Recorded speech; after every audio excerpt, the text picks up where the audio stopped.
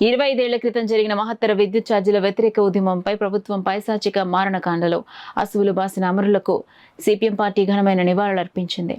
CPM Kakinada rural మండల committee ఆధ్వర్యంలో చీడిగ విద్యుత్ కార్యాలయం D6 వద్ద అదాని స్మార్ట్ మీటర్లకు వ్యతిరేకంగా ధర్నా నిర్వహించారు. సిపిఎం కాకినాడ రూరల్ మండల కమిటీ ఆధ్వర్యంలో చీడిగ విద్యుత్ కార్యాలయం D6 వద్ద అదాని స్మార్ట్ మీటర్లకు వ్యతిరేకంగా ధర్నా నిర్వహించిన అనంతరం బషీర్బాగ్ విద్యుత్ ఉద్యమ అమరవీరుల రామకృష్ణ, విష్ణువర్ధన్ రెడ్డి బాలస్వామి సంస్మరణ సభ జరిగింది.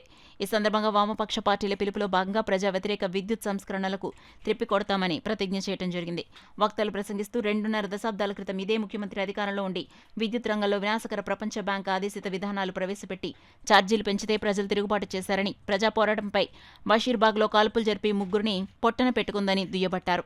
ఆ ఉద్యమం ప్రభావంతో ఇంతకాలం విద్యుత్ ఛార్జీలు పెంచే ధైర్యం పాలకులకు చేయలేకపోయారని, ఇప్పుడు మూర్ఖత్వంతో ధైర్యం చేసి పెంచేందుకు సిద్ధమయ్యారని ప్రజల గుణపాఠం చెప్తారని హెచ్చరించారు. ఈ కార్యక్రమంలో సిపిఎం నాయకులు పెద్దంశెట్టి రామకృష్ణ ప్రతిజ్ఞ చేయించగా సిహెచ్ విజయ్ కుమార్, జేఎస్కే శ్రీనివాసరావు మాట్లాడారు.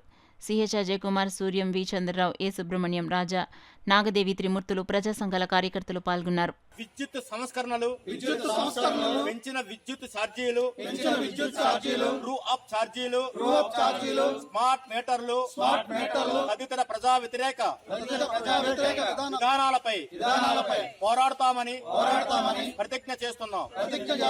జోహార్ కామ్రేడ్ రామకృష్ణ, జోహార్ కామ్రేడ్ విష్ణువర్ధన్ రెడ్డి, జోహార్ బాలస్వామి.